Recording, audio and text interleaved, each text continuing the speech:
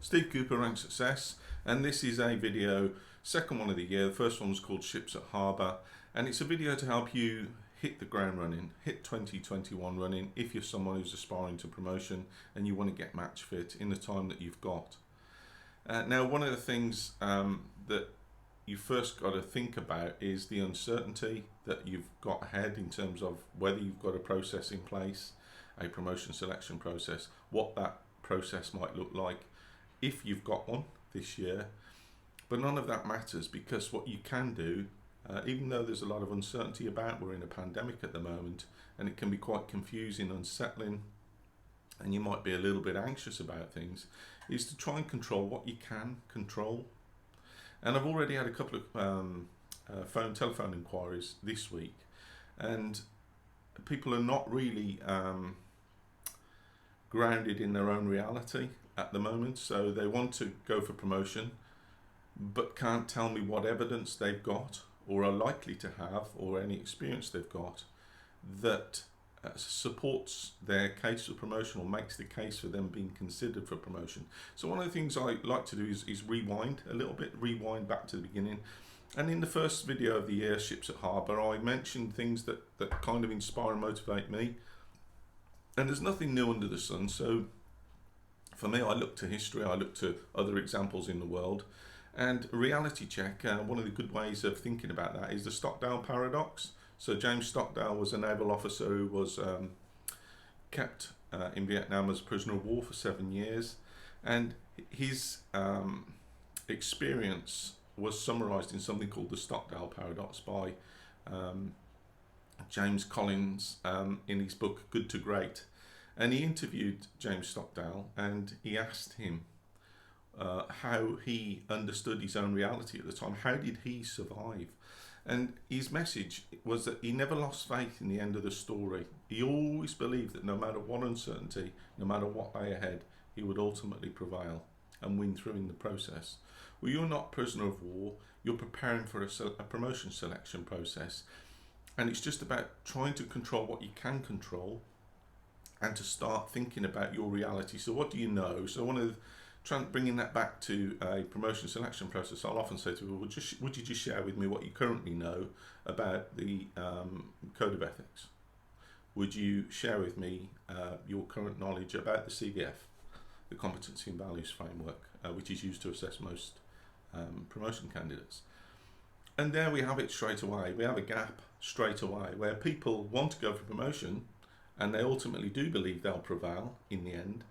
But I try and bring people back to reality sometimes and say, okay, well, let's work with what you've got. What have you got? What's your current situation at the moment? And sometimes people are unaware of what's available to help, and it sometimes seems easy to knock it down the road, kick the can down the road a little bit, whereas in fact you can start right now, today.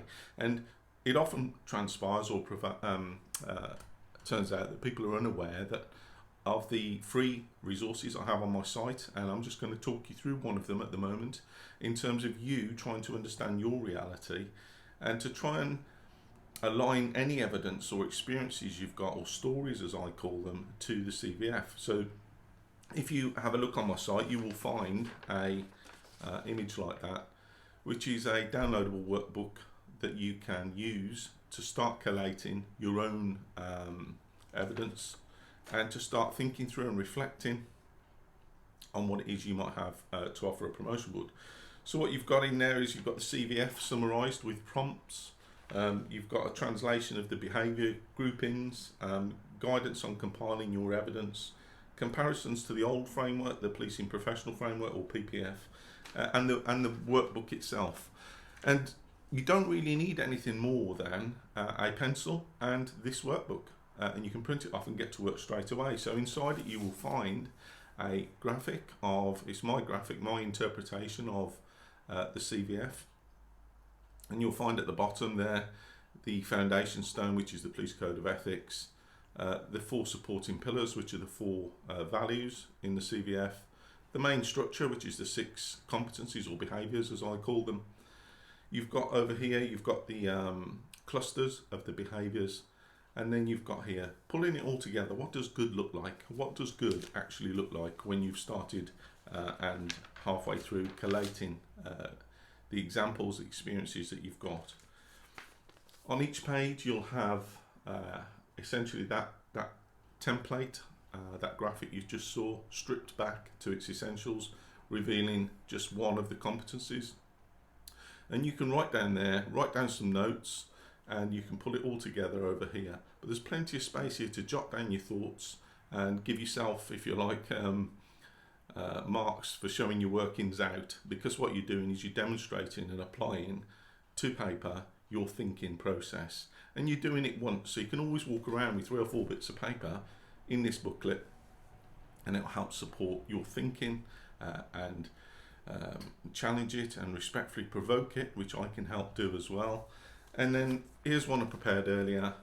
It's one that you can start collating the notes, as I've said. So I would suggest you get the 4, 5 or 6 bullet points under each competency. I think this one that you're looking at now is emotionally aware. Take the 6 bullet points in the College of Policing CVF guidance, put a summary of them under there. Start writing down here your own understanding of this cluster of behaviours, and then where are you demonstrating the 4 values? How are they involved in any of your evidence? So just scratch out what the example is over here. What's the headline title? If it was a newspaper headline, what would it be? You know, improving performance in relation to well, just improving performance. There's so many different examples, but just have a headline of it. If you had to report it in a headline, what would it be? What was the problem that the specific problem, situation, or the challenge that you faced or dealt with? What were the actions that you took, and what was the result or the outcome?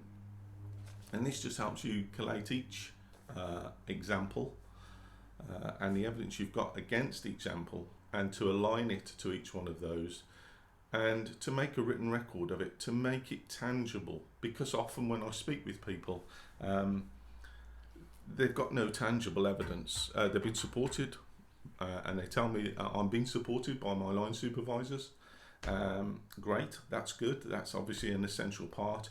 But there are different processes in different forces at different times. So some people have to have a application process, and this guide will help them. It doesn't matter whether you have an application or you don't have an application. That free downloadable guide will help. That free downloadable booklet, workbook, will help you start to try and make your evidence tangible. You can then work with it whether you do face an application process or you don't, because you're still going to have to take that into an interview or an assessment process and be aware of it so that you can answer questions on it.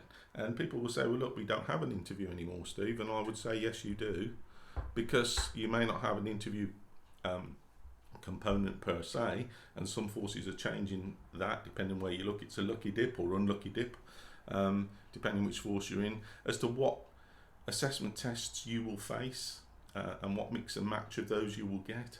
But if you're heading into a selection process, you still need to be aware of the evidence you've got. And people say to me, we don't have the interview. I say, so what do you have? Well, we have to do a personnel exercise, a briefing exercise, etc. Okay, and then what happens? Well, then we have to stand still and we get asked a number of questions. And I say, what, CVF questions? Yeah. What kind of questions? And it turns out it's still an interview. They're still asking you questions, whether it's on what you've just delivered in a briefing, or whatever you're talking about, your decisions, your actions. So to do the depth and breadth of preparation behind that is really important if you want to perform well on the day. So that free downloadable booklet can help you just understand the reality check of where you are and what evidence you do have to offer or to go forward or put yourself forward for a promotion process, because there's no point ringing up myself or somebody else and then saying, well, I actually haven't got any evidence, because then you've got to go away and get it, or at least develop an awareness of what it is that you've got to offer. And you do not have to have acting or temporary experience at all. Lots of people labour under the false assumption that you do. You don't. And of course, if you really do want to hit the ground running, and you can work with that free booklet and you start thinking, well, this is okay, I'm getting a few aha moments, I'm starting to understand and raise my own awareness of the evidence I've got. If you want to go ahead, part of these videos is to provide you with free content during the pandemic, and when you have got time in between shifts or on rest days, to have a look at getting yourself lined up for a promotion process and doing the work that's necessary. Hopefully you can listen to these in kind of sound bites, if you like, bite-sized chunks. And one of the things I forgot to do in my first original video was to tell you that if you use that code RSGuides20, you'll get 20% off any of the paid guides, so the interview guide or the chief inspector guide or the sergeant's toolkits. If you put that code in at checkout, you will get 20% off. So I'm going to do more of these videos to help you, if you like, establish some momentum and to build on the traction you've already gained from your exam results. And I look forward to doing another video shortly. Until then, take care.